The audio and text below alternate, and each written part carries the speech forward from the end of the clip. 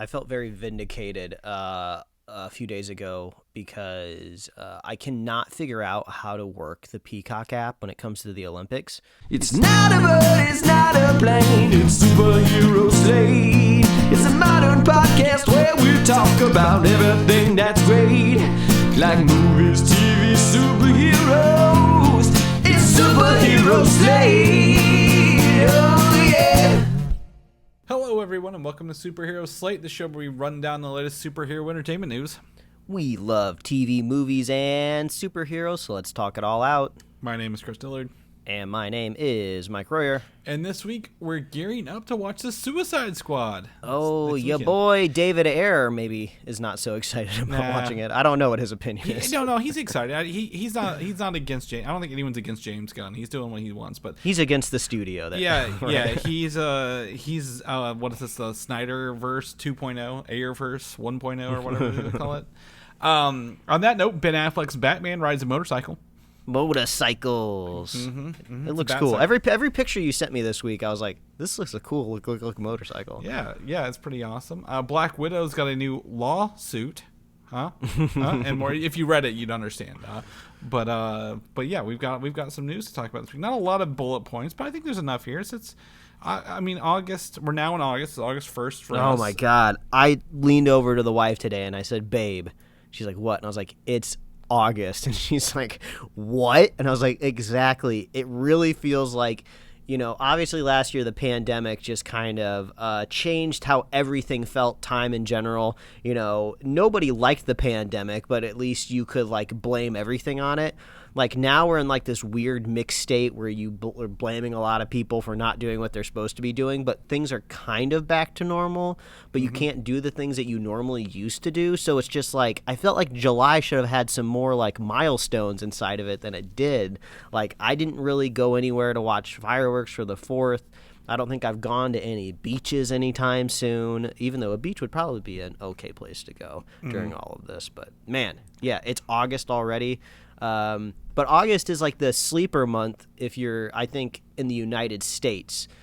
Other parts of the world, August is totally different. But I feel like everyone thinks August is the end of summer, then it's surprisingly the hottest month of the year.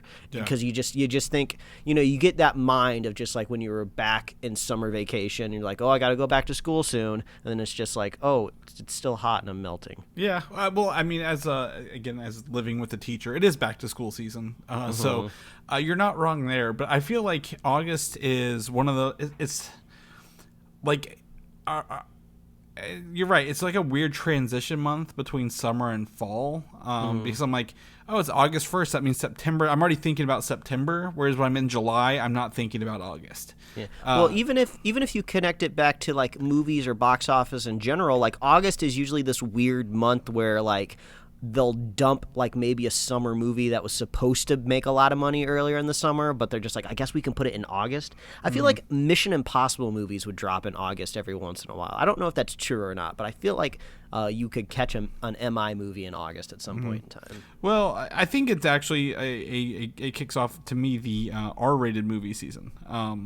Because again, if you're gonna watch those, I think it made me think of the first Suicide Squad when you said that. I know it's not R-rated, but that's kind of where I'm sitting at with that. But I mean, we are getting the R-rated Suicide Squad this week in digital and others in theaters. So we'll talk about it here in a little bit. I'll get your temperature on everything. But we've both been doing stuff this week. I'm gonna hold mine for the end, but I want you to jump into what you're watching here so we can. Yeah, there's this great show over on HBO Max, but before and at the end of the credits, it's still labeled as an HBO show, if you will, but it's called The White Lotus. It's a limited series. I think there is a 4th episode that airs tonight.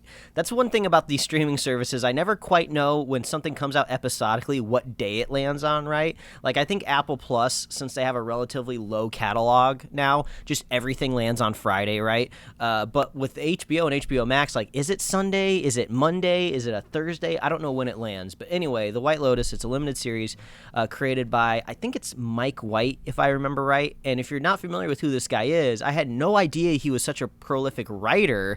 I just recognize his face. He's the guy who plays Ed Schneebly in School of Rock. You know, Jack Black's like a roommate friend that gets kind of stomped on by Sarah Silverman throughout the movie. But I didn't know he was such a prolific writer and creator. But he's making this show called The White Lotus over on HBO, and it's just about these like 3 different groups of people that all arrive at this Hawaiian resort at the same time. But it's like framed at the very beginning in the first episode as like a mystery, like who done it.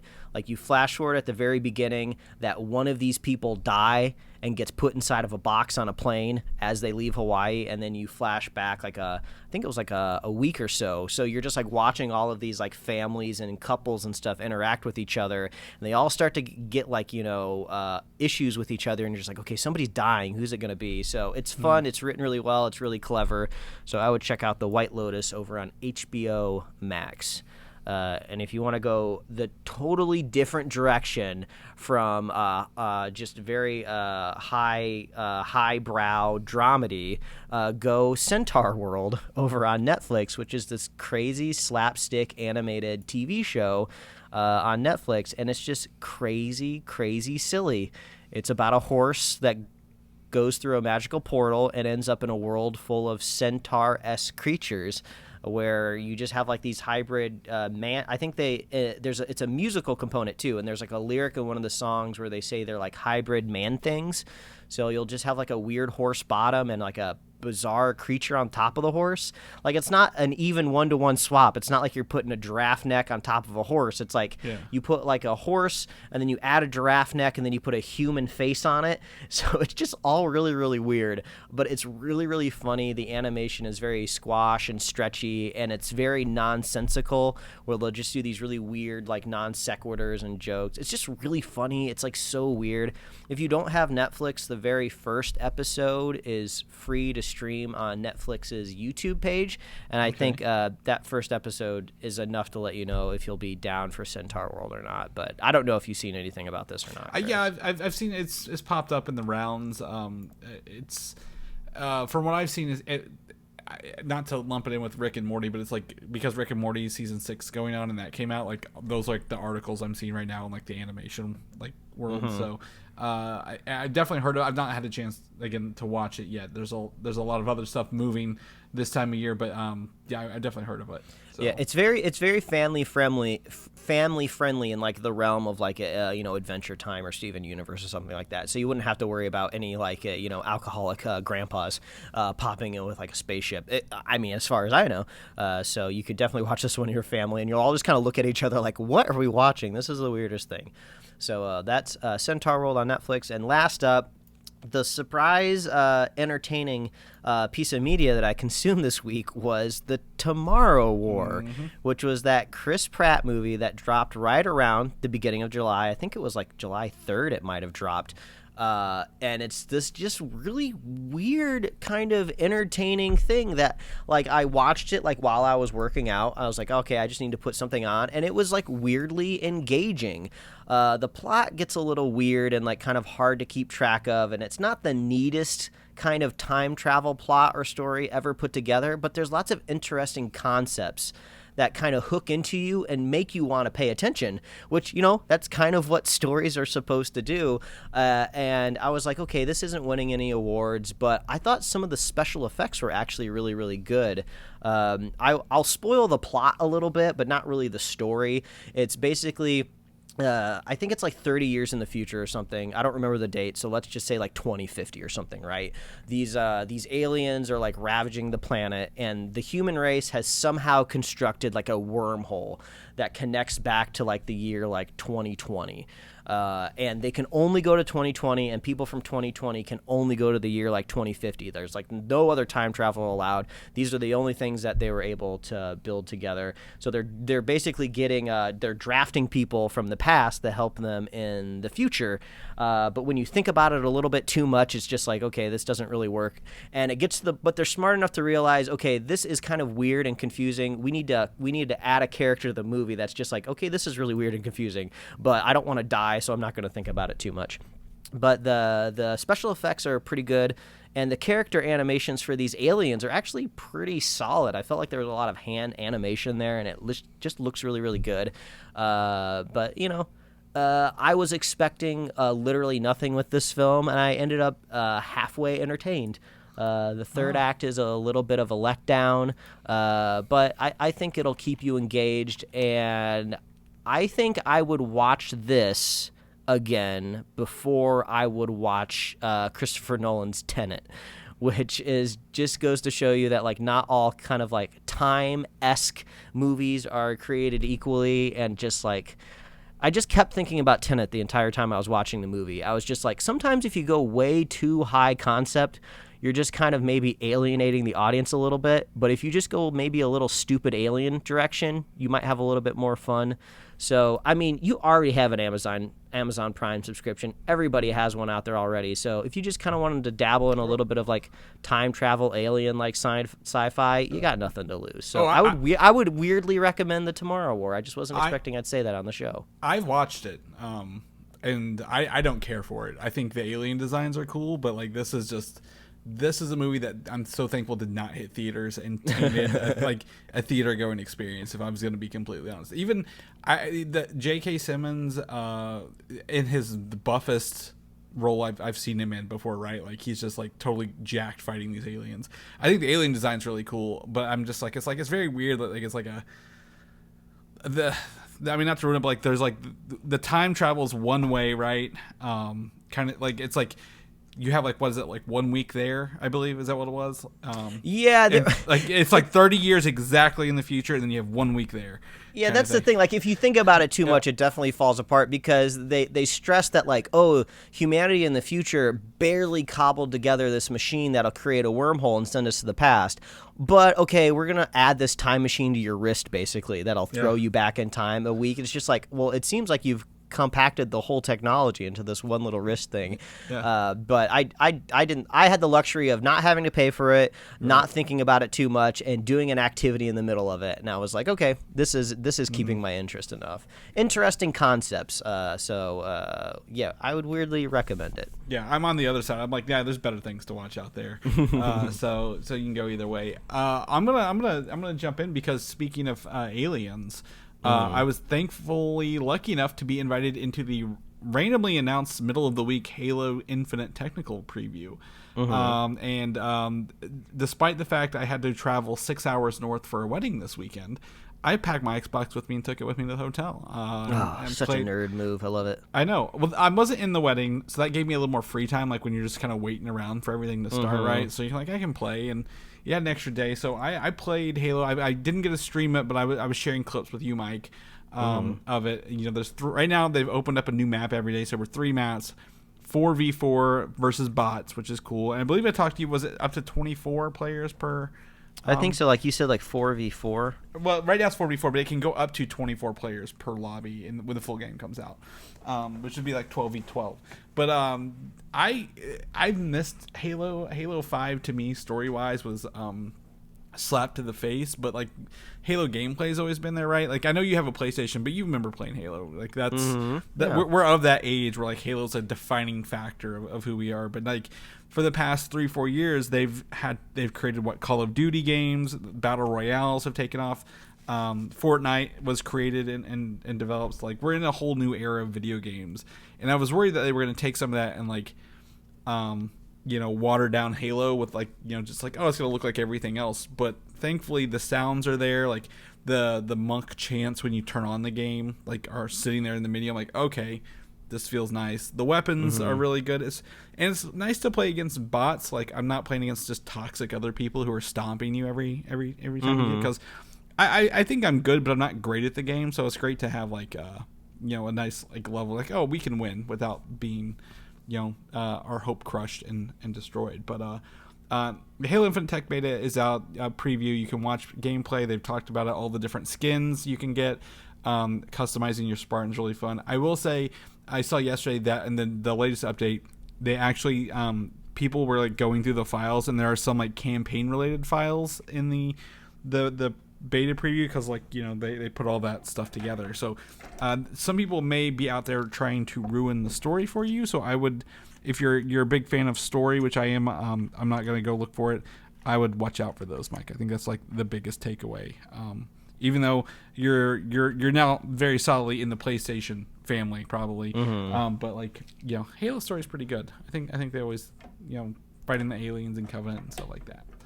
But on that last note, big shout out to Adam Niemic, listener to the show, friend of mine. He got married this weekend, and it was a beautiful wedding. It was very happy to be there. It was very small and intimate, a group of people, a lot of family, little friends, and it was just an awesome time. I got to visit Pontiac, Michigan for the very first time. Stay up there. It was really, really nice. Beautiful weather, like 70s. Like high 70s, low 80s with a nice breeze. Just absolutely beautiful. So I want to give him a shout out because I know he listens to the show every week. And, he not only was he wearing Ghostbusters socks at his under his suit, he did get a Ghostbusters trailer this week, and we'll talk about that at the end of the show. So nerds getting married, nothing better. Love hearing it. Exactly. So congratulations to them.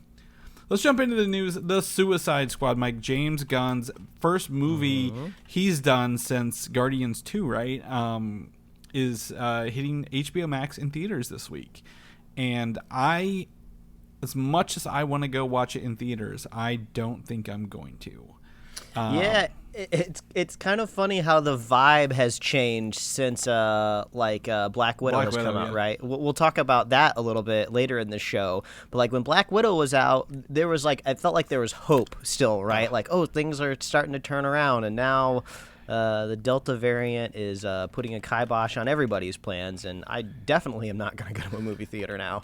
Yeah, it's become problematic again in some areas. Rising cases. Honestly, I mean, the only reason I'm a little more concerned is we have people in our office who've had the Delta variant. Not near me, not where I work, thankfully, but like they've missed school for it, or not school, they missed work for it, or their kids are getting it. I think even one of our retail locations, like 3 people were out or in the hospital for it, and I'm like, If I didn't see it myself, I'd probably be a little more like, okay, as long as I'm safe. But like I'm now seeing things, and I'm like, I probably am gonna just stay at home. A listener of the show, Chris, he sent us something about even Clifford the Big Red Dog pulled its release date from theaters. So like I don't know what it's gonna take for them to cancel out movies again or delay them, but I will be using my HBO Max ad-free subscription to enjoy the Suicide Squad this weekend. And like I said at the top of the show, while you have it, you can also watch The White Lotus too. Yeah. So there's at least 2 things you can be watching on HBO Max this weekend. Yeah, HBO Max is I think it's one of the better offerings. It's my go-to kind of thing.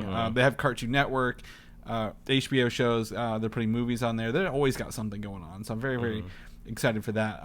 But I was gonna get theater tickets for Thursday, but I think I'm just gonna sit at home. I built my own home theater, Mike. You've seen it.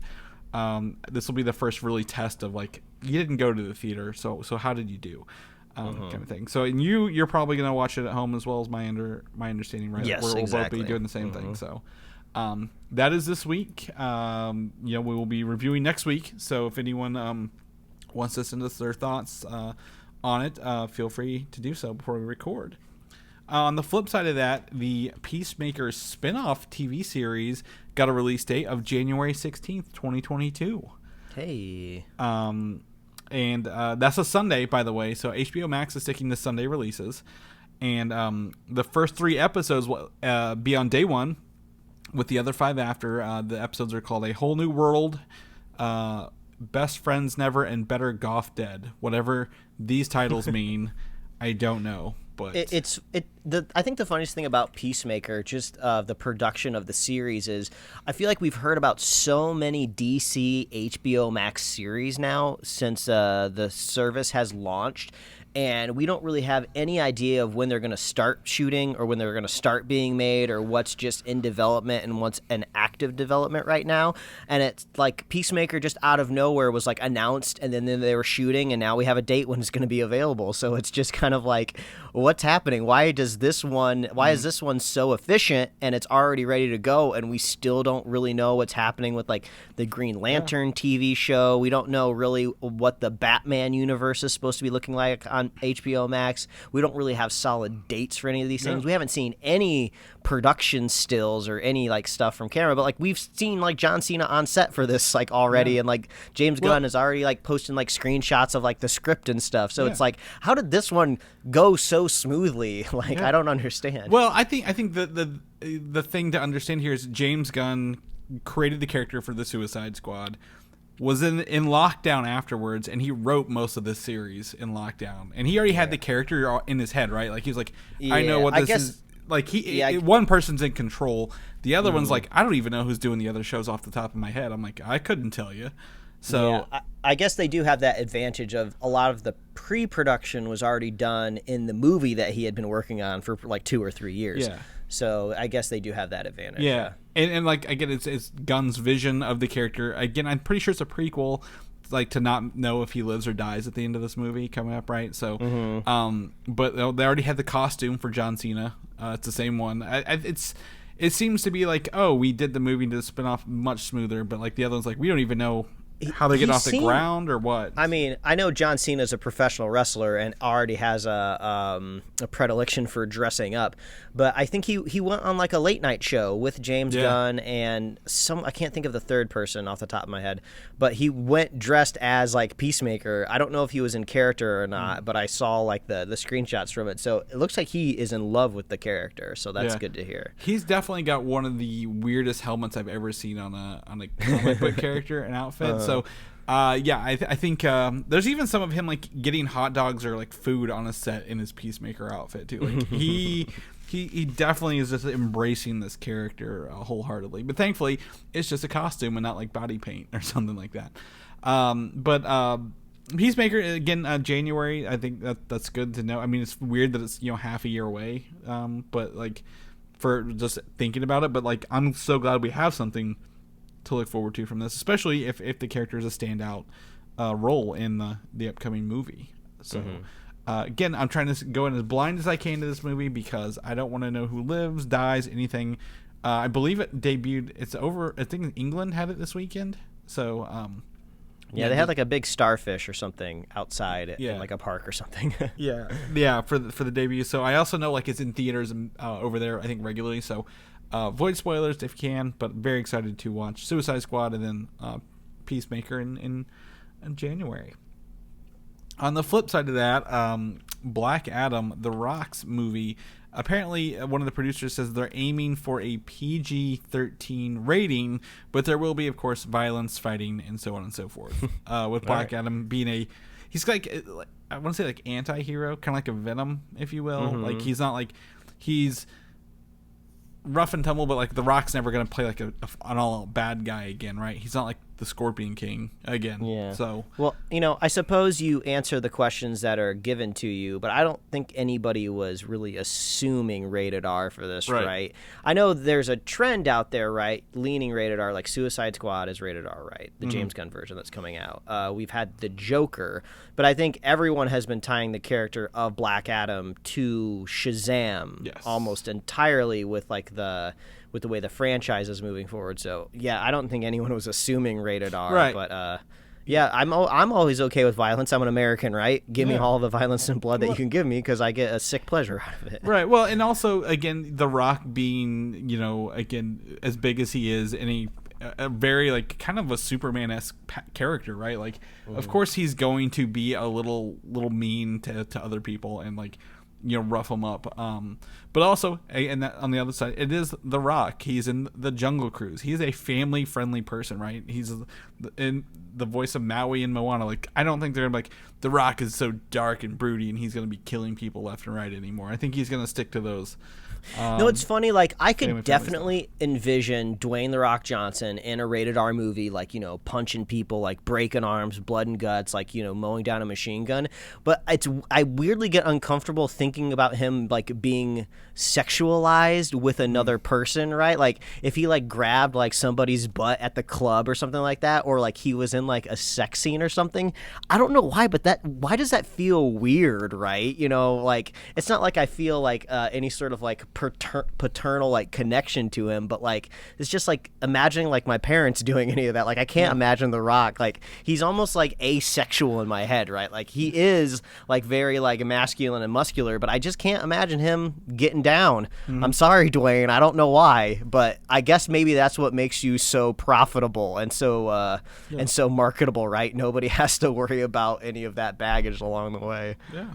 Well, you did make me think he did do that Doom movie in the mid 2000s with Carl Urban when you talked about shooting people and things with machine guns. I'm like, oh yeah. I don't think that was R-rated, but like, God, that was a bad movie. Don't recommend it. So shifting gears into The Flash, Mike, we got some set photos of Ben Affleck's Batman, specifically on a motorcycle on set. Why? So we've known that Michael Keaton will be Batman in this, and we've heard Ben Affleck's Batman would show up in this because he exists in the regular Flash universe, right? Based on the Justice League films. So there's obviously a stunt double in this Batman outfit with his like little, look like driving goggles or something like that. The motorcycle looks cool. They did say it's kind of an homage to a series called The White Knight for Batman, but it also kind of feels like the one in, what was it, The Dark Knight, where he came out of a little bit, Batmobile. Yeah. On the flip side of this, production was paused because whoever was driving this ran over someone with the motorcycle as well. Oh, really? Yeah. So they're okay. No one was killed, but there's like, someone was hit with this motorcycle while they were filming. I felt really stupid when I first saw these pictures because I was like, wow, they've like really like upped the game of like motorcycle technology. Like, I thought this thing was like actually like functional. And then I saw the one picture, and it's the picture that we have in our show notes here, where you can see the little normal motorcycle tire poking out in front of the fake one. And I was like, oh man, I thought this thing actually worked. That would have been cool. Yeah, and then you see the tracking dots on the wheels right below it. Oh, yeah, exactly. But yeah, this motorcycle looks really, really cool. But my assumption for the character of Batfleck is just momentary, right? I feel like very much probably first act of the film, maybe pops up at the very, very end, like very end. I feel like it's almost more of like cameo status, right? Because you have to establish where he is. It's Barry Allen, right? In this universe, right? Yeah, you have to establish Barry Allen in the universe that he is, and then he has to run off into another one, right? So, like, you know, a good way to do that is to show us Batfleck, some people we're familiar with. That's probably the one character he has had the most interaction with, right? You know, because Bruce Wayne actually shows up to his little secret hideout, and they recruits him. Yeah, they have some banter back and forth. That changes depending on what version of the movie you watch, right? So there's a little bit more than you actually think there is. So yeah, I feel like it's just going to be a little bit of a cameo, and it's going to be Michael Keaton for the lion's share of this movie. Yeah, hopefully. I mean, again, that's what all the concept art we talked about a couple of weeks ago shows. I think he'll be in here momentarily. It's interesting to see. It looks like a spray painted bat. Like, he's more. This Batman is Batfleck is more armored, and you're like, are you? You asked me, are you sure this is Ben Affleck? So I'm like, look at them. Like, his mask is definitely the Ben Affleck version, right? Because some people are like, oh, well, maybe it's the Robert Pattinson. I'm like, nope, this is definitely Ben Affleck. If you look at him, it's 100% there. There's this motorcycle very much emasculates the Matt Reeves Batman motorcycle. There's like a related photo. I don't know if it's showing up for the link that you're looking at, but it shows them side by side, and Robert Pattinson's, I guess, stunt double on his motorcycle is like it's still a cool motorcycle either way, but it's like so much like tinier. I guess if you're looking at like a year 1, year 2 Batman, he hasn't quite upgraded to like the big Chungus motorcycle yet. Right. Yeah, he hasn't made and then obviously there's guns on the side of the one up here on the Flash one. Like, this is a Batman who kills, right? We've seen that already. So he's out there mowing people down on his little motorcycle. Take this, homeless. But you also know that top one is meant to sell toys. Yeah.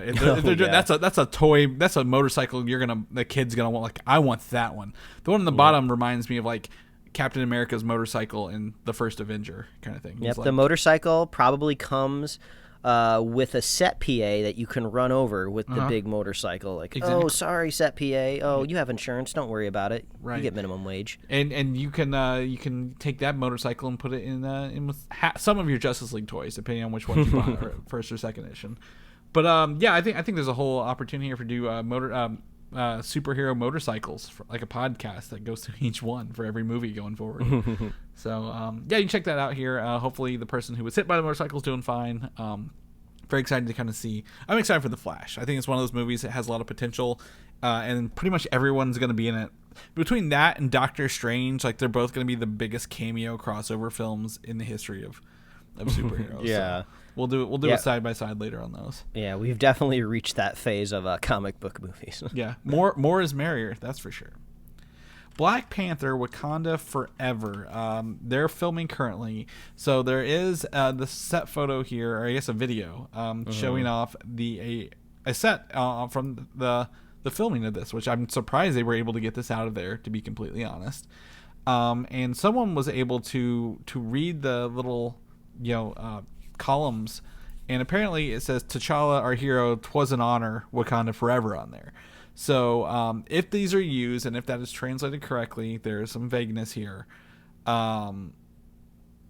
This is will he just be dead in the movie universe, or will he have been somewhere else? Yeah, it's weird because "'twas an honor," like, obviously it's all out of context, and also "'twas" kind of seems like a really weird thing to translate, right? But "'twas an honor" gives me the vibe of not gone, but like left the mantle almost, like, or like retired, right? So I feel like I don't want to read into this too much, but this is just kind of the stuff I love in general about like movie and like TV production and stuff like that. Is just like somebody's on set, probably just the carpenter, or the carpenter's like friend that showed up for lunch and like somehow got security clearance through, like whips out their phone, like takes a quick set shot, has like no idea that they're leaking like these things onto the internet, and then like people just to get to go sleuthing, and I love all that like sleuthing stuff. So it's just fun for me. And it's early enough in the production that if they were like, this leaked, we don't want this to be the way, they can change it literally right now. And then we'd see this and never know. Like, oh yeah, we talked about it, but maybe not. It's kind of like if you scroll down on that feed, there's someone named Luke who put like the Spider-Man where he fights the people in the restaurant in the beginning of No Way Home, and that whole scene was cut. So you're like, oh, we saw this literally in the trailer, but they never put it in the movie, kind of thing. So Marvel's good at taking things out if they think it's even after they've shown it to us. I guess one thing that we could possibly take away from this beyond like what is written on pillars is I feel like this seems to be a little bit more of a 360 set, right? It's not necessarily just like one throne backdrop. It seems to pan over and we get some staircases behind. So, maybe there'll be a larger like kind of not courtroom, king's throne room. Maybe it'll be like a larger throne room scene. Maybe it'll be a bit of an action scene where people will need to use and move about the space, right? Because I feel like the easiest solution would be like, why would we build stairs for the back of the shot when we can just put that in with like computer graphics? Like, we already make Tom Holland in the computer. We don't even need him anymore. Let's just put the stairs there. So maybe this could be an indication that we'll have a larger scene in the throne room. Exactly. It's a throne room. It could be, again, like, it's probably, if they're building a set, it's gonna be more than like a single like 10-second kind of throwaway thing, right? Like, it'll probably extended scenes, multiple shots back and forth. So we'll see how that comes to fruition. Now, the second thing here is from someone next door on Instagram at Tyler Perry Studios in Atlanta. They this other company is using a huge diving tank that's on the Black Panther set. Oh, okay. So the theory is this underwater? Is this a Namor story? Like, is that where it's going? Like, are we leaning towards that? Why would they need a huge underwater tank for this movie? So, ooh, the plot thickens. I love this. Yeah, maybe it is a very thick tank of soup. Like yeah. It does make me wonder. Obviously, people have been thinking Namor before even that stronger rumor dropped a couple weeks ago, right? Yeah. It makes me think: would this be a different story if we didn't have that stronger rumor a few weeks ago? Would somebody have walked by this big tank and not have given it a second thought? But now they're just like, "Oh yeah, I remember seeing that Namor thing on Twitter a few weeks ago." Well, if you look at the date on this post was 6 weeks ago, and someone just figured it out. Because the poster didn't tag anybody or like hashtag anything, so it looks like someone stumbled upon it. Like, oh shit! Like this is probably they did do the thing. geolocation, and I am now on the geolocation, looking at stuff at Tyler Perry Studios, and I'm not seeing any. Okay, here's a bunch of pelican cases on a pallet. Is there anything that we can deem from this? I don't know. Yeah, pelicans near the ocean. The ocean is where Namor lives. Namor confirmed yet again, there you twice go. in a row. It took me 2 seconds. Tyler Perry geotag. That's where we're gonna get all the next Marvel stuff. There you go. But yeah, so a lot of Black Panther Wakanda Forever's filming. All these movies that we got last at that investor call last year are now filming and coming to fruition. So I'm very excited about this stuff. So gonna try to stay in the dark as much as possible. Speaking of staying in the dark as much as possible, Mike didn't watch all of this featurette because this is actually the wrong link. I saw a new trailer for Shang-Chi Legend of the Ten Rings. While I was at work, I told Mike this. I didn't have audio. I just read the text. It looked pretty cool. It showed off some new fight scenes with what's his name, Razor Fist, the guy with the sword. I'm like, oh, this is kind of cool. And then I just clicked on the first thing I saw, and apparently there's a big featurette spot with the people explaining the history of Shang-Chi and how it ties to the original Iron Man, like we've talked about, right? Like the first little movie in the MCU has the 10 rings in it, stuff like that. Now, I don't think there's anything here that gives it away. Again, if you want to watch it, check it out. But, this is the next movie. We are now 1 month away from this. Next month, September, is Shang-Chi, Mike. Right now, it is theaters only. It is not going to streaming at this moment, but depending on several factors, some we'll talk about later, some we talked about earlier in the show on the global climate, we will see what this movie does. I want it to be successful. As a Funko Pop collector, Mike, I've been looking at the Shang-Chi ones, trying to get the sets here and there. They're not selling out very fast. Black Panther had the same issue when they came out, so I'm hoping that people will watch the movie, think it's pretty cool, and then go pick up some of these action figures as well. I mean, I don't want to say this is like a downside because it's necessary to like build brand new characters, but just origin stories of new characters are just kind of less exciting overall, right? Even if you think back to the classic Avengers that ended up making the biggest movies of all time, Infinity War and Endgame. I mean, like, the first Captain America movie, like, yeah, it's cool, it's fun. Stanley Tucci's in it for a little bit. We love that guy. But it's just like, it's just another origin story. It's just like, I feel like we all want to get to the gratification of like the big crossover event, but like you kind of got to do your homework, right? You got to build up the characters first so we care about them when they eventually get dusted, right? Yeah. So that's kind of like the phase that we're moving into, right? We're going to be getting a lot of origin stuff on our hands. We got the Eternals, we got Shang-Chi, we're getting brand new characters over on Disney+. Yeah, that's true. So I feel like it's not so much I don't want to meet these characters. I think they are going to be great, but we all are going to be hitting a lot of the same story notes that all origin stories have, right? Oh, they're going to discover their powers. They got to figure out if they're going to use it for good or evil. They're going to go through, oh, is this something I have to hide from people, or can I be like out in the world and I don't have to hide my powers? So you're just going to be seeing a lot of repeats that we've been seeing for like the last 10, 20, 30 years, depending on what superhero movies you go back to. So those things can be like a little tiring, but like, there's not really another way around it, unfortunately. Yeah, like, they did it a little bit with, like, Spider-Man, like the very first Tom Holland Spider-Man, right? They just already had him in the suit ready to go. But that's because Spider-Man's such an iconic character, and he's had so many movies already and other incarnations. This has a benefit of the 10 Rings being a staple of, like, the first phase of Marvel, right? Like,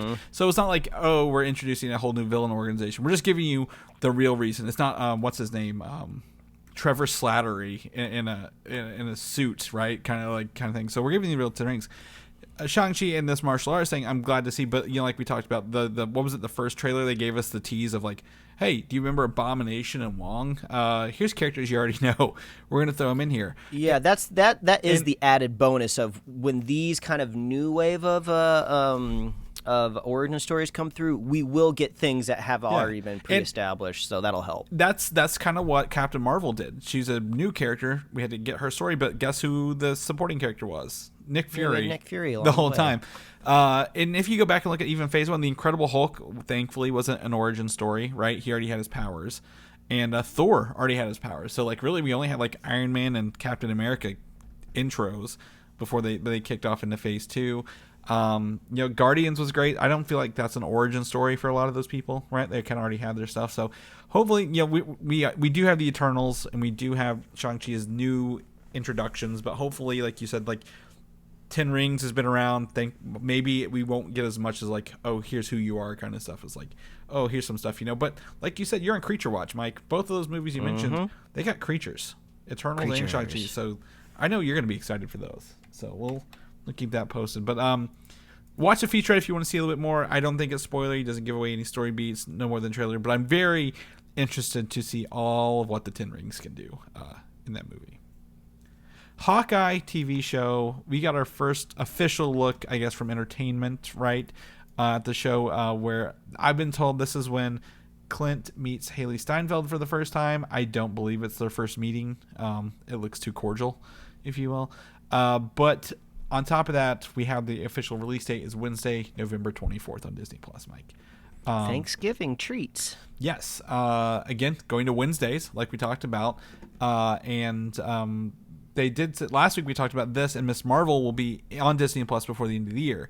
Do you think they'll double dip on Hawkeye episodes, or are they going to just go like right? Because like this will not go. This will go through the end of the year. When does Ms. Marvel fit in here? Yeah, exactly. It's starting to make me think that maybe somebody misspoke, right? Or like Disney. Obviously, the creators only know so much, and then the higher ups who make the decisions of when it actually airs. They're having their own different talks. I feel like. It was VP. It was Victoria Alonso, though, the VP of Marvel Studios. I'm like, I don't. Oh well, maybe things are still changing because I just don't know where you fit Ms. Marvel. I know you have a window between when What If ends and before November 24th, but I don't believe that window is long enough for a whole nother series to add in there. They like to have a couple weeks in between, to do the behind the scenes show, to spin the marketing machine back up right for the new show. So I feel like Ms. Marvel's not really going to fit in here, so it makes me wonder, is that window where we're going to get the Boba Fett TV show?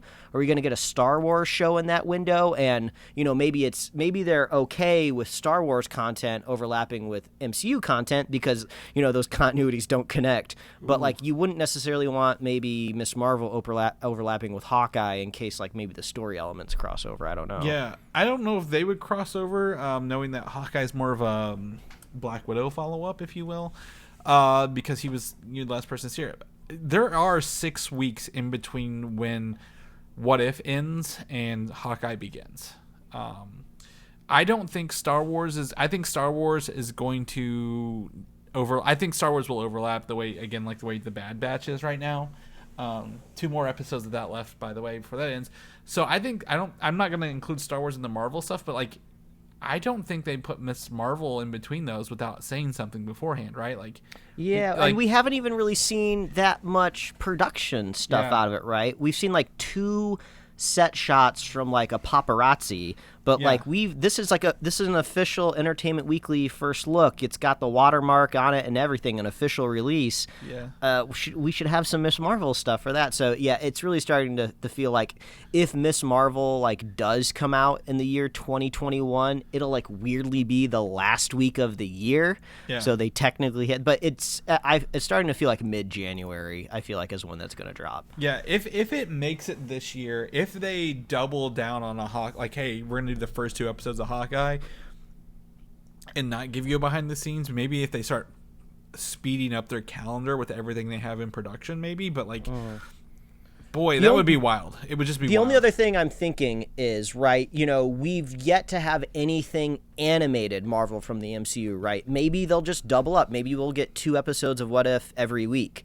I'm not saying that 100% will happen. I don't know if we've had any indication of that, but like I could see them doing that, right? Treating that content a little bit differently since every episode is, not a continuous story, or there might be a little bit. It seems like they're doing. I think there's a little bit of a continuous story, yeah. But it seems like maybe they'll be like, okay, well, 5 weeks for that, and then we'll have a. But even if that was the case, I feel like we would still see more Miss Marvel, right? Right. We wouldn't see this stuff already. So exactly, yeah, I'm guessing 2022 for Miss Marvel. Yeah, if they hit by that point, I will be surprised. But Hawkeye, again, Haley Steinfeld, I think she's a great actress. Jeremy Renner getting his own show. They're never going to give him a movie, so I mean, we'll take what we can get in the show, and see where this kind of goes. So take a look at that. Get ready, mark your calendars. November 24th, and you said that was right before the day before Thanksgiving. Look at that. We're all going to be able to sit around with our families and talk about Hawkeye with them. They'll be like, what is a Hawkeye? Hot guy. Is it the guy from MASH? That Hawkeye? I'm like, no, dude, somebody else. The What If show, we were just talking about it, launches in just a week and a half. Literally August, was it 11th I said? Kicks off. The reviewers have been given the first 3 episodes, and they are dropping those impressions today. And it looks to be the one we've seen the most of is the Captain Carter episode, right? Is apparently the first episode. So we'll have that. And I believe the T'Challa as Star-Lord is the second episode. And that's probably going to hit a little harder because that's like the last appearance of Chadwick Boseman as T'Challa, who did the voice for that. So we'll see how that kind of comes through, and I don't know what the third episode is yet. That no one has said. So we are getting, I believe, 10 episodes. So that's it. More of the voice cast was announced this week as well, just today actually. 50 MCU voice cast members. Mike, you said a good point earlier. It's easier to name the people who aren't on this list than who are on this list. Tony Stark, Robert Downey Jr., Chris Evans, and Tom Holland are not all on here from the main cast. Did you see I didn't see Scarlett Johansson either. I know there's a Black Widow episode. And then is there anybody else that you could see in there that's like a main actor? Like I said, it's hard to tell. It's like you got to do like a comparison in like a spreadsheet or something. My biggest takeaway from this list was the Paul Rudd and Michael Douglas. Yes. Because from all of the trailers we've seen, I haven't seen anything Ant-Man or like Quantum Realm related, so that's pretty exciting. I mean, if you have those voices there, right, it seems like we're going to be getting something. And so I'm looking forward to that. David Dastmalchian, who's playing Polka Dot Man in the Suicide Squad, was also, he's the guy's like Baba Yaga in Ant-Man 2. He's in that, so I think, I agree with you. There's going to be a Ant-Man episode. I think here's another big one right here. Jeff Goldblum would obviously, I feel like, would be returning as the Grandmaster, right? And I just rewatched Ragnarok, and it's not like no one else has picked up on this. Everyone has picked up on this, but like we got the horse god himself. What's his name again? It's like on my fingers. What's the Beta Ray Bill? Beta Ray Bill, that's right. I mean, this might be an interesting place to see him for the first time, right? Yeah, it could be. I wholeheartedly agree. I think there's an episode where this is all rumor, speculation. Iron Man goes to Sakaar instead of Bruce Banner, so that could be. Del Toro is also the Collector coming back. Newly announced things was Benedict Cumberbatch as Doctor Strange. There's a huge big Doctor Strange episode coming with this, and then who was the other guy I said earlier? I'm gonna have to go. Like, this list is just so big. Don Cheadle, like you said, getting his Emmy nomination. Yeah, he's gonna get his second Emmy for this. Clark Gregg as Coulson, coming back since S.H.I.E.L.D. That would be great. Yeah, we got Colby Smulders right after him too. Oh, there it is. Rachel McAdams, who was in the first Doctor Strange, and she's not been in anything since then. So. Yeah, I've also noticed some of the names like Tom Von Lawler and Carrie Coon are also the what Thanos' Black Order. His like little things are in here. I'm very excited. This list is huge. I'm really happy. Leslie Bibb hasn't been in MCU since Iron Man 1. She was the reporter that he slept with at the beginning of the movie. So like I'm like, this is wild. So like these names are huge. This is very exciting. I'm very happy that they got all these people back. Right, like when this kicks off August 11th, I'm gonna be tuning in every week. Hopefully, I feel like this is gonna be something that's not gonna be a lot of spoilers, but like if they do, I'll be impressed. Oh, we got. I just saw Taika's name here. Looks like we might be getting Korg back. Yeah. Well, there's a party Thor episode, right? Like we've seen I've seen that pop vinyl, the party Thor. You were like, who's Toby Jones? I'm like, oh, he's Arnim Zola. Like a lot of World War II people in here. Kurt Russell, even his ego. How's he gonna play into this? I don't know. Sign us up though, Mike. I'm excited. I don't know. I mean, the animation looks wonky, but I mean, like, I need to see a whole episode to judge that. Unless this is just like all like technically in, it's like the very the beginning of the last episode of Loki, right, where you just hear those voices of all the people from the MCU. So it's just like, Paul Rudd's in it for like a half a second. He says one line, but I don't think that's going to be the case. But you never know. You got to prepare yourselves for the worst, right? Yeah, I don't see Loki's voice actor in here either. Tom Hiddleston. Tom Hiddleston. He's right here at the end. Oh shit! I was looking at Tom Von Lawyer. So he, that could be a fun. I know there's Loki episodes, but that could be fun tie into the multiverse kind of thing. So yeah, I'm excited. Good for them to bring everybody back for this. So we'll see that. On the flip side of the Disney Plus stuff, there are reports there are up to 9 unannounced series in the works for the streaming service. If I said there's only 9, I would that's a low number. Actually, I believe they have a bigger. Once Disney Plus was announced, they have a bigger dartboard than they've ever had. And after the success of WandaVision, no matter how you feel about Falcon and Winter Soldier, everyone I've talked to has had like different ratings of all 3 shows. Like they're doing great stuff, right? Like they're very excited. So like if they're only working on 9, I'm like, that's low. I bet they're working on a lot more than we know of. And I feel like I was going to say the number seems to be a little bit disingenuous because it seems like, we're announcing 9 brand new TV series, but you got to remember, like, they're pretty much announcing all limited series, right? Yeah. So, like, if you, like, spread all of these episodes across, like, this would be like a streaming network saying, we've greenlit 3 TV shows that'll each run, like, maybe, like, 3 or 4 seasons each. Yeah. That seems like very normal thing to do, but, like, since this is doing so much legwork of introducing so many brand new characters, that's why it seems so huge and, like, so many numbers up there. But it does make things very exciting for a streaming service, right? Because you're just like, I'm getting like brand new stuff all of the time. Yeah, and this is where I think it's great to introduce new characters, right? I would much rather watch them on Disney Plus and have a movie dedicated to an introduction, right? Like going back to what we were talking about with Shang-Chi, like introducing Sylvie during the Loki show was way cooler than I think than if we got a movie with her, kind of thing. So 3 of the shows that are strongly rumored as candidates above them is Ghost Rider, Secret Warriors, and Nova. So that's a wild list of 3 properties right there out of nowhere. And you're familiar with all 3 of these, correct? Are you? Mm-hmm. Okay. Yeah, I mean, I've been looking forward to something from Nova for like a while now. I mean, there's so many different ways that you could do Nova, right? You could do like adult, child, depending on what kind of story that you want to tell. Well, this is Marvel's Green Lantern answer, right? If they're doing a Green Lantern Corps, the Nova Corps is a great answer to that.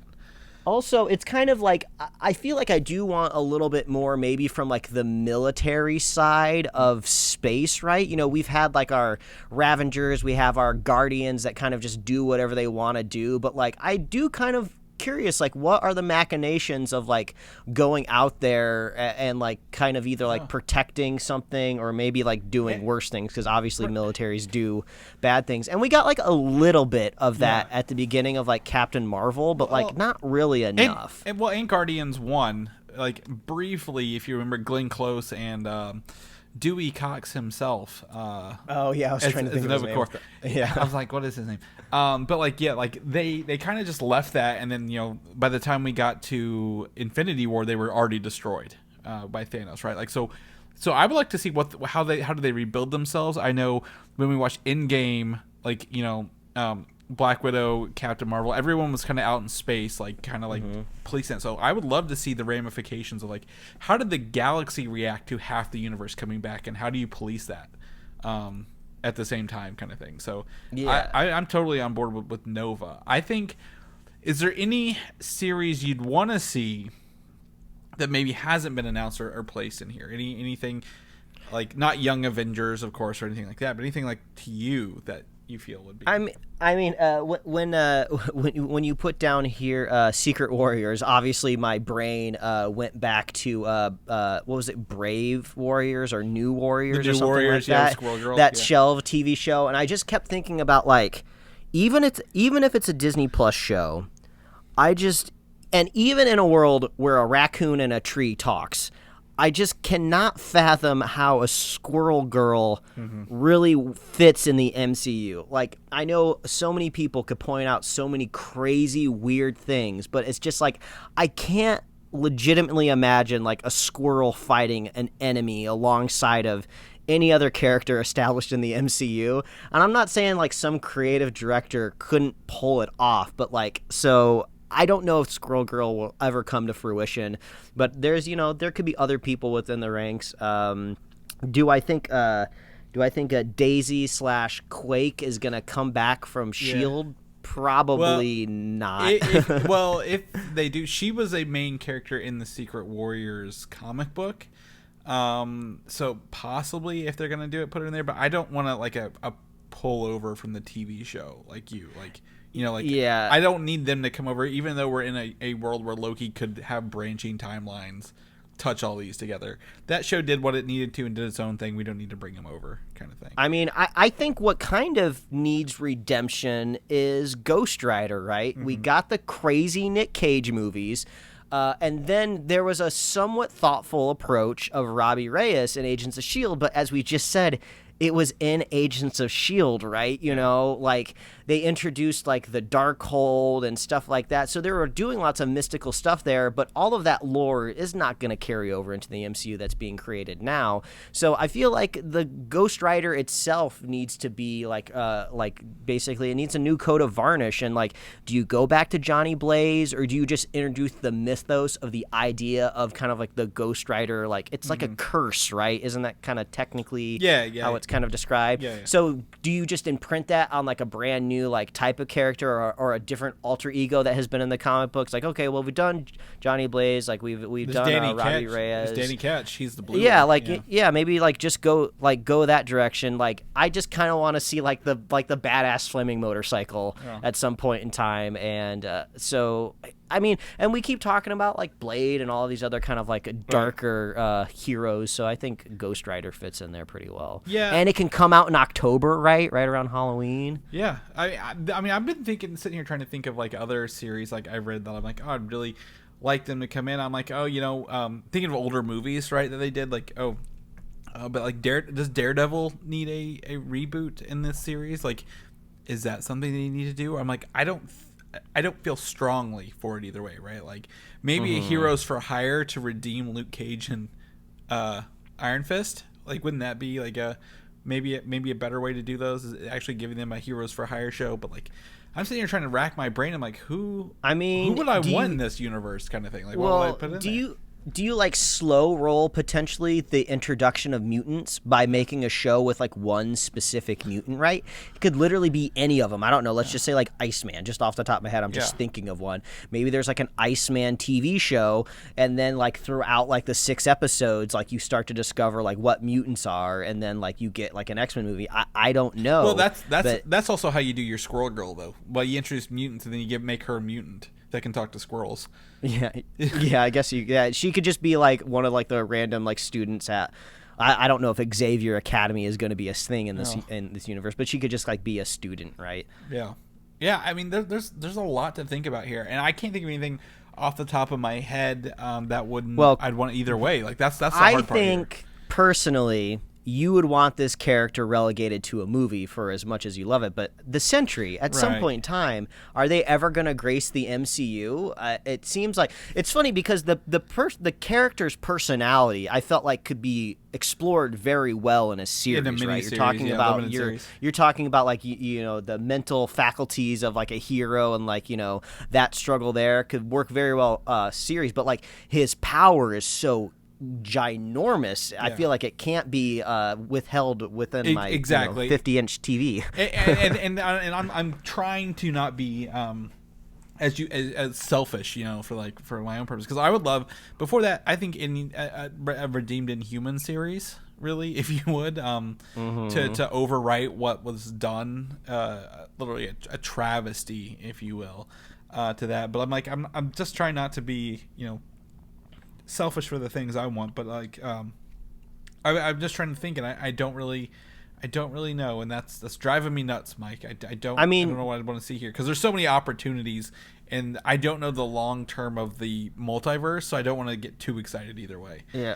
Well, the thing is, so much of the Marvel universe is fleshed out with mutants, right? Yeah. So you got to introduce that side of things, and you'll unlock just unlimited amount of characters. It seems like. Yeah, exactly. I mean, any power you need to make, you got a mutant now. So yeah, like you can't make a Havoc TV show until you got mutants out there. Yeah, exactly. You gotta have a Summers Brothers, series with all three of them. That would be great. I love that idea. Yeah, because you got Cyclops, you got Havoc, and then Vulcan was the third brother. So who's the father though? Corsair is his name. He's a space pirate mutant. Yeah, and you got to put the father in there too. That would be a great dynamic. Well, and then also if you think about Cable is his future son of Cyclops, like you could have like a whole Summers family kind of dynamic show across timelines and different stuff like that. I do want to say, you remember the 90s X-Men cartoon, right? I bought that Blackbird jet with little mini Wolverine and Sabretooth figures, but it transforms into a Cyclops transformer this week. It was on sale at GameStop, and I'm like, this is cool as hell. So I ended up getting that. So wanted to throw that in there. But yeah, man, I this is awesome news. I'm glad they're working on more stuff. Again, it's really funny. Like, we are not the hugest fans of the Falcon Winter Soldier show, but I've talked to people like, that's my favorite one. I like it better than WandaVision and Loki. I'm like, everyone's entitled to their own opinion. That's great. Like, I mean, you're crazy. Right, but like, it spoke to them. I'm like, that's cool. Like, that's perfectly fine. Yeah. Also, one thing that's kind of important that we kind of forget of the creative process, depending on the level of director, like how successful they already are in the industry. Like, if you hire somebody pretty big, it's also like a question of what do they want to do, right? Like they could manifest a character out of nowhere, right? Like they could show up and be like, oh, I just really, really like Man-Thing. I'd love to do something with Man-Thing. And Feige's just like, oh, okay. Yeah, let me look over at my whiteboard. Like, yeah, we could fit Man-Thing in the MCU. We'll figure it out. We got a block for him somewhere in here. I think that's cool. Even Machine Man could fit in there as well. There was a Machine Man Howard the Duck Marvel Zombie series that was pretty interesting. Wow, those are three things I wasn't expecting to be. Yeah, exactly. Man-Thing was part of that. I forget what I was gonna say. I don't remember. But this is really cool. I'm excited for it. Like this is pretty awesome stuff, and I hope they announce more. But this is not another good plan. Oh, I know what it was, Mike. I know what it was. My boss has started watching Marvel stuff for the very first time. He watched Captain America: The First Avenger, and then I was like, well, he's like, I really, really liked it. I'm like, good, you're gonna love the next one, The Winter Soldier. He watched it. He's like, I still like the original one better. Come to find out, he likes war. He likes war film. He likes war films. Okay, gotcha. I was like, okay, that makes sense. Then he, out of nowhere, he's only seen those two movies. Started watching Loki. Like he's like all the way through Loki. He's like, that's actually pretty good. I'm like, I need to write down how you feel after everything, because everything that leads up to Loki is a culmination of the entire MCU. Yeah, how did you possibly process? I mean, I suppose like that just goes to show you, like if you follow like just strong like storytelling principles and mechanics, you can get like an average person through your story, And you got great actors and you got great stuff. Like, I mean, he's like, I sit down and watch like 3 episodes of Loki in a row. I'm like, when you're done, come talk to me. Like, I want to know what you're thinking, because this is you're one of today's lucky 10,000 people who was introduced to the MCU for the first time, and I need to take note. So I'm going to keep everyone appraised with this. But I was like, oh my gosh, this is a wild journey of now content. This would be a fun hypothetical. Maybe we should do this on the show sometime. We had that one question, like if somebody had to only watch 3 Marvel movies before, I think it was Infinity War or Endgame, right? Yeah. We're like, what are the 3 movies that we should watch? We should think like, what are the 3 movies to watch that would confuse the hell out of somebody, right? Like what? Like just like this makes no sense. I suppose you could now. You have to move it over to Disney Plus as well and include those movies. Like what will confuse the most out of somebody? Have the biggest jumps and leaps of the story. That might be fun. Well, it's that's easy. That's the Incredible Hulk followed up directly by Ragnarok. Because like, wait a minute, what happened here? Yeah, you have an entirely different actor playing the Hulk, and then now you're in space with Thor and other people. Like, that's I think you don't even throw any other movie you want in there, Mike. Those are the two that get you going. I love it. Yeah, and then top that off with Civil War because neither of those characters are even in that movie. They'll be like, where'd they go? Yeah. So so exactly. Like, how are these all connected? I don't know. But that's fun. Okay, now let's get to the meat of this. This is an interesting thing, a turn of events this week, if you will. Mike. Scarlett Johansson is suing Disney over the streaming release of Black Widow. I almost wasn't sure if we were going to talk about this, just because I feel like this delves into the very like drama side of things, and I feel like our show tends to lean away from anything too dramatic. We kind of want to stick to the news and speculate about the future of stories and characters, but this almost seems big enough to where like you kind of got to talk about the machination. Exactly. When my wife shows me an article and it's MCU related, I'm like, okay, this is like people who aren't us are going to know about it and probably hear about it. So people are probably wondering, why would Scarlett Johansson sue Disney? What is Disney's stance? What is Kevin Feige's stance? Those are the three things I've heard the most of the past 3 days. So Scarlett Johansson says that by Disney putting her movie on Premier Access, she has been cut out of potential profit over the film because she's getting paid on the initial contract of theatrical release. Now, she's also been paid $20 million to make Black Widow. So she's wanting more money from theatrical, stuff. And she says Disney Plus, I think Disney Plus did $120 million opening weekend and 60 of that was Disney Plus. I assume she's probably still getting paid over this. And Disney's response was, it's sad and distressing that Mrs. Johansson is, suing us for this, in a time where things are unprecedented. We're in a global pandemic, so on and so forth. And then the article I have pulled up here says Marvel's Kevin Feige is said to be angry and embarrassed at Disney over this lawsuit because he lobbied against Disney for the day-and-day plan for Black Widow, preferring the big screen exclusivity and not wanting to upset his talent. So I said to you, if your movie has John Hurt in it, your main actor's probably not coming back because this happened with Edward Norton. Edward Norton wanted creative control, not money. But, that's where John Hurt first made his debut as General Ross. General Ross was in Black Widow. Also, I know the actor, I think, came back later in Black Panther, but they did kill off T'Chaka in Civil War, where General Ross was. But this is a very interesting thing because it's not like she's up. I think this movie could have done better in a non-pandemic world, right? But I think it did the best it could with the situation given because they can't hold on. I mean, Black Widow, you can't hold on to it forever, right? Like, I still feel it was kind of not stale, but hey, this isn't the freshest thing in the world when they gave it to us I agree. A couple weeks ago. So I think did they pay her and it wasn't enough? HBO Max did the same thing earlier, remember, for this whole year, right? Something every month. But they've gone back and paid out the people with their contracts. Now, I don't know financially what's going on. This will probably, since it's over money, you and I have presumed it's going to be settled out of court financially. I don't know who has the leg to stand on here, right? Like, I don't know. We're not for large corporations, but if she got paid $20 million for making the goddamn movie, does she need more money, kind of thing? Like, there's no winner here.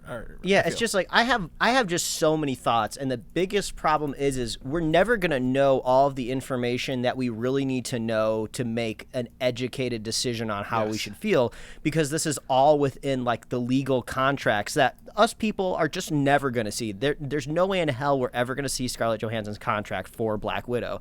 So you just kind of have to make assumptions on like what we've seen in the past, right?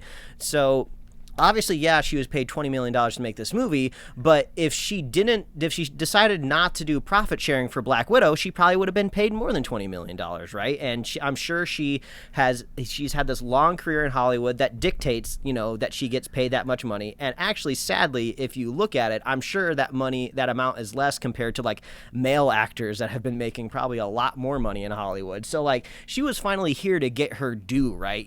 She's been in the MCU just as long as anybody else, and like this was her like big swan song. Of course she wants to take profit sharing for this movie. It's her time to get paid, like as her character like retires and exit the MCU, right? Yeah. So to me it almost feels like Disney made like this calculated risk, right? This calculated decision of just like, well, we want to release it on Premiere Access, we want people to see it, and it'll definitely be great for Disney+. We'll get more subscribers for putting a freaking MCU movie on our platform, right? But and we will never know. Did they go to Scarlett, right, and ask her like, oh, we want to put this on Premiere Access, but we want to we want to talk about your contract, right?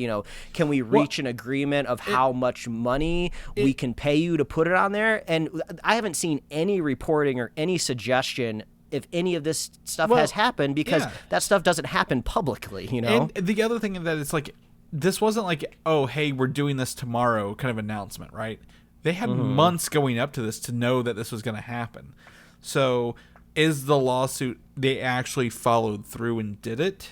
Or is it, I didn't get enough money from theaters and I'm blaming your streaming portion for it, even though I said, yeah, it was probably cool verbally on a phone call one day. Well, and that's the thing. There is an unknowable dollar number here as well, because you could say like, okay, well, let's meet an agreement. We'll give you X amount of the Premiere Access money that we made. But also at the same time, I believe she states in the lawsuit, well, just the sheer fact that you put this movie day and date on Disney Plus raised the stock price of Disney Plus and made everybody that whole stock, especially all of these executives at Disney, made them wealthier in turn. It's like the same phenomenon of like when Amazon bought Whole Foods. They basically paid themselves off. They netted all of the billions of dollars they paid to acquire Whole Foods because their stock price just rose in general. So there is this whole business thing of just like, well, if we can just raise the stock price, we don't have to worry about necessarily how much we're selling our content is for. We're just trying to raise our own investment portfolios, and that's money that's like technically not tangible for Scarlett. She can't take an X percentage of the amount of money, the wealth that the Bobs at Disney have like increased in value. So that's another non-tangible thing that is a judge going to have to determine that.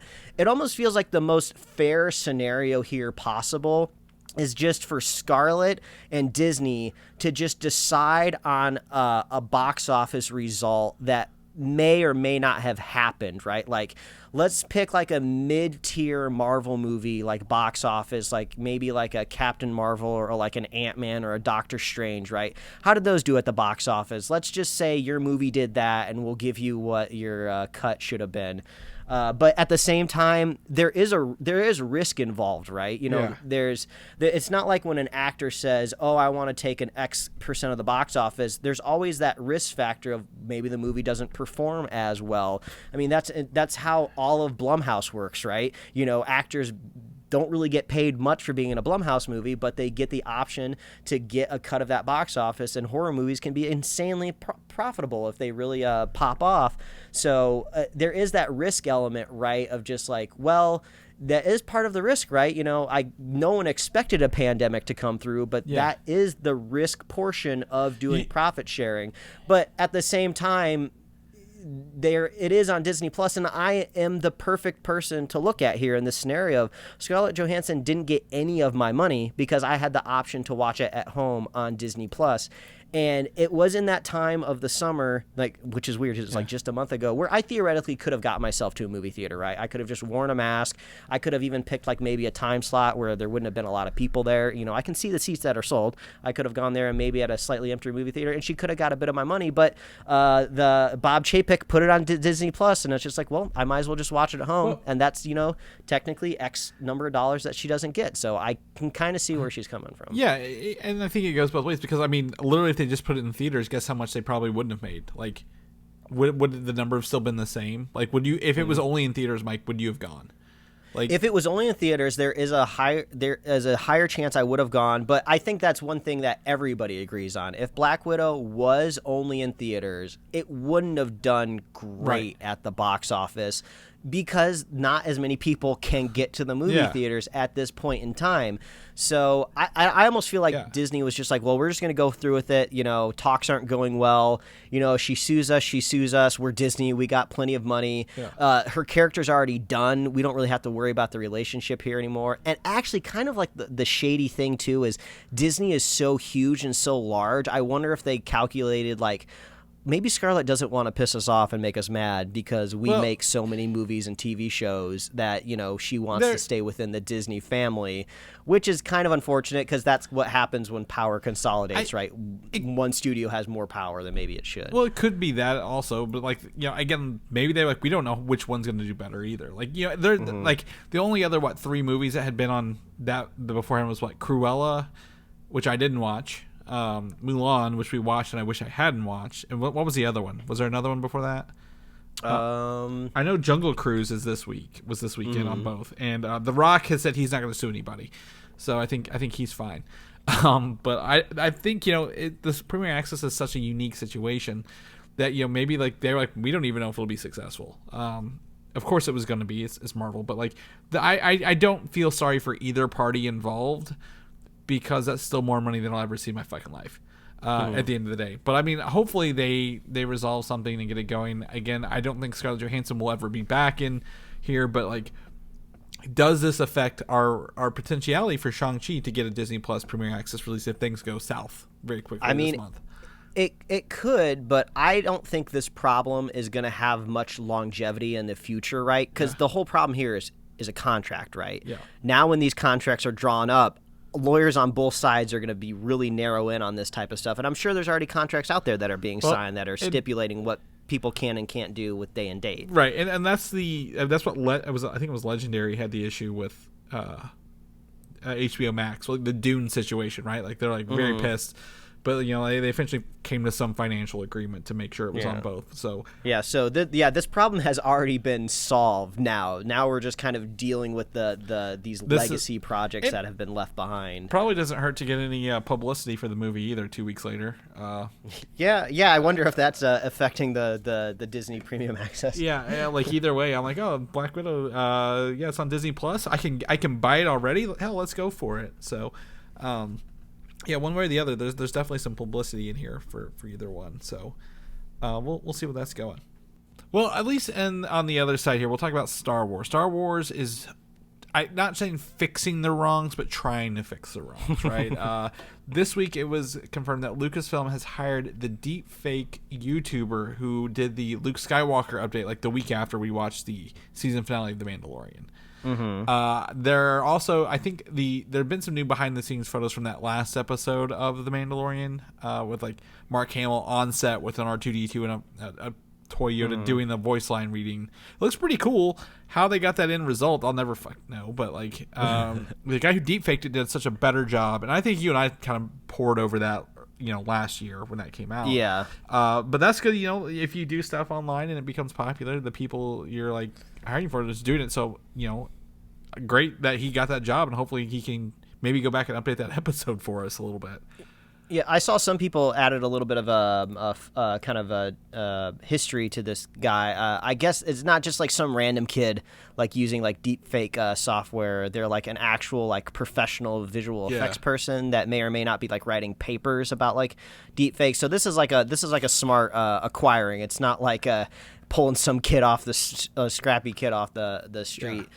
I'm so looking forward to that behind-the-scenes Luke Skywalker thing for The Mandalorian, because I feel crazy. I don't know what happens with my brain when I'm watching that scene. I don't know if wires are getting crossed and like my nostalgia gets mixed up with like special effects. But like, even though Mark Hamill was there supplying the voice, I feel like the most uncanny thing about it is the voice. To me, it just does not sound like Mark Hamill or Luke Skywalker in any fashion, which makes no sense because Mark Hamill did the voice, and he's a professional voice actor yeah. that I'm sure can make himself sound younger, and I believe it 100%. But like watching it on the body, I don't know what's happening there. I don't know what the disconnect. Maybe my mind knows what I'm seeing is not right, so it just automatically is throwing the voice away. Like, oh, don't believe this voice in this context in any way. But even when I saw like the deep fake where you put the better looking face on it, it still doesn't like connect up with my brain. So I don't know what's going on. I need to investigate further, which is why I need that behind the scenes thing to tell me what the hell's going on. Yeah, I don't get the voice as much as you do, but like I've gone back and rewatched that clip and stuff since this has kind of been this news has popped, and I'm like, this is rough. It's very, very rough to watch, and maybe because I'm watching it so hard, I don't hear the voice because I'm like, my eyes hurt, my ears need to like not really focus on that kind of stuff. I almost wonder really if it would have been better if they did what they would have had to done if the show was like made in the 90s, right? You know, either if you decided not to recast, just never show the face, right? Just give us all of the visual information we need to know that it's Luke, but just keep it mysterious, right? He's always got the hood on. He's this mythic Jedi figure anyway, so maybe he's not going around just flashing his face to begin with either way. And we would kind of get maybe the similar vibes, right? But like we would all agree, okay, I get why we didn't get to see his face because Mark Hamill's not a child anymore, so he can't literally do this. So I almost would love to see a cut of the ending that maybe included that direction. But, you know, they made the decisions that they made, and here we are. Yeah, I mean, it's again, I think we're going to find out very much, like, they did this the week before it aired, and they're like, we only have, like, 10 people or less on set doing this, so let's hurry up and get it done and not tell anybody. Because I think that was, like, the biggest reveal, right? I feel like that was like the biggest secret. I've seen stuff filmed, you know, behind the scenes stuff revealed, rumors, but like never a Luke Skywalker cameo in the history of this. So I agree. I want to see kind of what it is, what they are, but hopefully, you know, they spin it in a truthful way and nothing that's like, oh, we did the best we could with what we had and feel sorry for us. I don't feel sorry for you. Lastly, we got our the newest trailer for Ghostbusters Afterlife. We talked about at the top of the show. This is the trailer. Like, it's not a teaser trailer. This is the one that kind of gives a little bit of like what the story is going to be, right? And we kind of get to see that this is what we all kind of thought. This is Egon's family, and it looks like he hooked up with the receptionist a little bit there. It looks like that's the results here. And again, the actor who played Egon is no longer with us, so it did look like the end of it. We had what was it? Not Bill Murray. We had the other guy. The crazy alien Dan Aykroyd. Skull vodka. yeah, Dan Aykroyd. Yeah, his Skull vodka. So Dan Aykroyd in this bookstore that we saw from the other ones. It looks like, you know, there's going to be some sort of well that has like a bunch of ghost energy, and even the Stay Puft Marshmallow dudes are back, hanging out with Paul Rudd at the grocery store. I mean, coming from two people here whose favorite thing about the Ghostbusters franchise is the Ecto Cooler drink, we don't really have strong connections to the franchise. So I feel like some people out there are debating kind of like along the lines of like Star Trek, if this truly is within like the feeling or vibe of what Ghostbusters should be, which originally was just a comedy movie that they slapped ghosts onto, and this just kind of seems like a totally different direction. I thought the funniest thing about this trailer coming out was when it hit Twitter, Finn Wolfhard was trending so much, and everybody just thought that there was a Stranger Things trailer. Yeah. So it just goes to show you the appetite for Stranger Things is so much bigger than Ghostbusters is right now, that the second Wolfhard pops up on screen, people are just thinking Stranger Things. But the trailer looked fun. Nothing to complain about. It's been so long since I had seen the last one, I wasn't entirely sure what was and wasn't new. Like, I know they had that shot in the previous trailer where they're riding around in the Ecto-1 and that kind of, like, side chair comes out of the car. But I feel like I don't remember the little remote control ghost catcher. Yeah, the trap was new. And I thought that was kind of cool. And I'm not trying to overanalyze it too much here, but I liked how the little remote control thing, like, they pulled back, right? I feel like a lot of like prop designers on movies like really go over the top, right? Oh, let's add all of this like crazy stuff to it, all this formed plastic. We can like 3D print, so we can do all these cool like little side panels. We can make this like little remote control car look really, really cool. The kids will love it. But like realistically, it would just be a ghost catcher with like 4 wheels on it, and that's exactly what it looks like. So I appreciate that kind of art direction. And it looks like a lot of the technology is supposed to be old in general, right? They're literally dusting it off. So yeah, from what I've seen, it looks pretty fun. Yeah, I think it looks fun. I think the ghosts look pretty cool. It's like that Slimer dude that we've talked about before that was part of a promotion who's not really Slimer was there. The kids, again, Paul Rudd looks to be pretty funny in this. And then I didn't expect the throwback to the original Ghostbusters, if I'm going to be completely honest with you. So that's how in the dark I'm trying to stay on this. So I'm very excited to see it. Looks like it's going to be a younger crowd of Ghostbusters rather than the all-girl version, if you will. So I'm excited. It's also the son of the Ivan Reitman, who directed the first two, is doing this one. So I know the Ivan was on set when they were doing some of this stuff, so it's gonna be. I think it'll be a good sequel, 30 years later. So we are keeping our eyes out for any Ecto Cooler releases. I was googling it real quick while we were talking about it. Everyone will be happy to know there's a hybrid strain of marijuana called Ecto Cooler that I didn't know about. I had to tell the internet browser that I was over the age of 21 in order to look at this, but. They even got Ghostbusters in the description.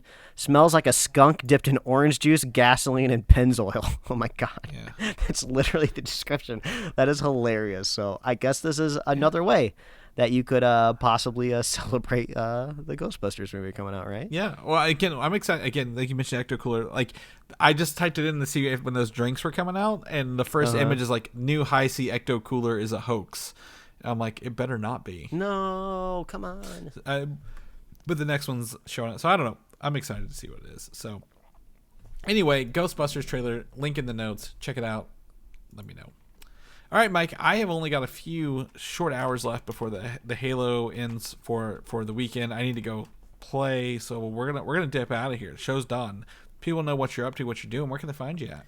Well, they can find me at Mike Royer Design on Instagram, Twitter, and TikTok, and you can read my webcomics at pickledcomics.com. Chris, if people want to catch up with you, where can they find you playing Halo? You can find me on Xbox, Valdan, Valdan. That's also the same as my Twitter handle, Valdan, or my Instagram, Valdan87. I've been posting the clips on Twitter, so you guys can check them out there. People want to know more about the show, where they can subscribe to get our new episodes. Where can they find all that at? Oh, that's so easy to do, Chris. We have this nice little website called superheroslate.com. That is the best place to find all the avenues we host our show and to get our awesome show notes. We actually have quite a bit of links in the show notes this week, so if you want to check out Ben Affleck's sweet new Chungus motorcycle, you can get that there.